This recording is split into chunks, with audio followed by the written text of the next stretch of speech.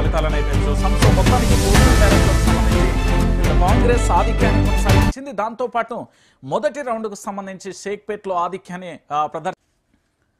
Right. మొత్తానికి జూబ్లీహిల్స్ ఉప ఎన్నికలలో ఫలితాలలో ఇప్పటివరకు పోస్టల్ బ్యాలెట్కు సంబంధించిన ఫలితాలను అయితే చూసాం. సో మొత్తానికి పోస్టల్ బ్యాలెట్లకు సంబంధించి ఇక్కడ కాంగ్రెస్ ఆధిక్యాన్ని కొనసాగించింది. దాంతోపాటు మొదటి రౌండ్కు సంబంధించి షేక్పేట్లో ఆధిక్యాన్ని ప్రదర్శించింది కాంగ్రెస్. మొదటి రౌండ్లోనే బ్రహ్మాండమైన మెజార్టీ అయితే భూని కొట్టింది. మరి ఏం జరుగుతుంది అనేది మనం కూడా వేచి చూడాలి.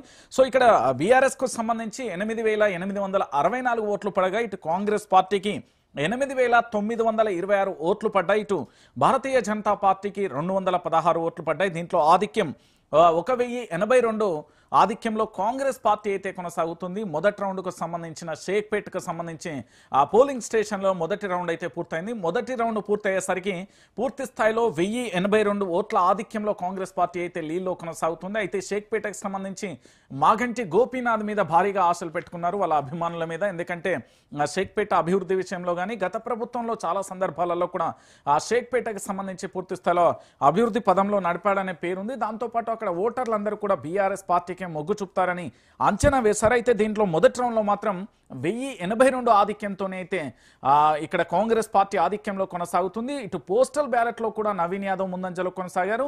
దాంతో పాటుగా మొదటి రౌండ్లో కూడా నవీన్ యాదవే ముందంజలో కొనసాగుతున్న తరుణం అయితే కొనసాగుతుంది. సో నువ్వా నీనా అన్నట్టుగా పోస్టల్ బ్యాలెట్కు దాంతోపాటు మొదటి రౌండ్కు హోరాహోరీగా అయితే కొనసాగింది. నువ్వా నీనా అన్నట్టుగా ఫైట్ టు ఫైట్ అంటే మినిట్ టు మినిట్ పూర్తి స్థాయిలో అప్డేట్ అయితే అందించే ప్రయత్నం అయితే చేద్దాం.